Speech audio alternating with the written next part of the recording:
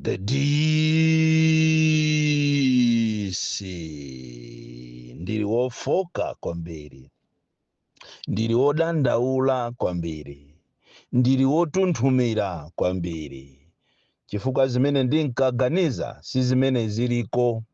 Ndimaganiza kuti usi umene uti utuluke pachumulipo ukhala wa blue komanso wa red, koma ayi ndithu kukulirana mitima. Izi ndi zimene wandionesa Mulungu pakati pa usiku, kunena kuti kuli kukulirana mitima. Anthu andale, zimene ife timaganiza si zimene iwo amaganiza. Iwo amangoganiza za m'mimba mwawo, kulitenga ziko lingati ndilawo. Ziwani kunena kuti mawu akulu amakoma akagonera.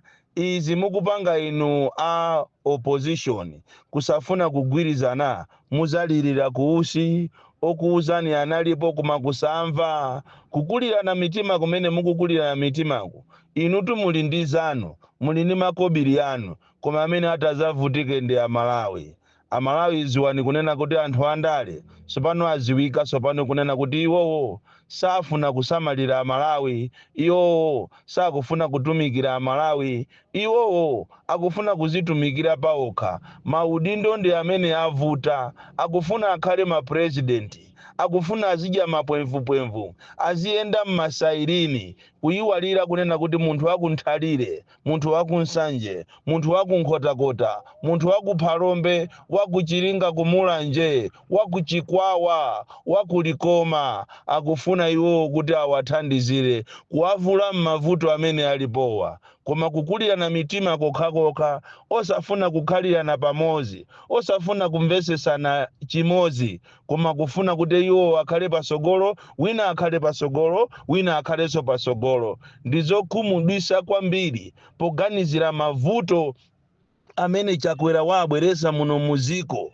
Ndizokhumudwitsa kwambiri kuti inu a opposition simukufuna kugwirizana. Lero zosatira zake mazi anandolo ndi amene atengedwa. Mazi anandolo anthu amaona ngati tikuphikako nyemba kapena tikuphika nandolo weniweni, koma zatuluka mumphikamo ndi mazi anandolo. Bon Kalindo, the DC.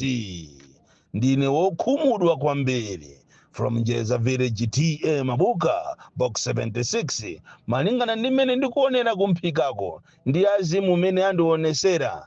Musayembekezereko zinthu zokupya, chifukwa anthu andale akukulirana mitima kwambiri.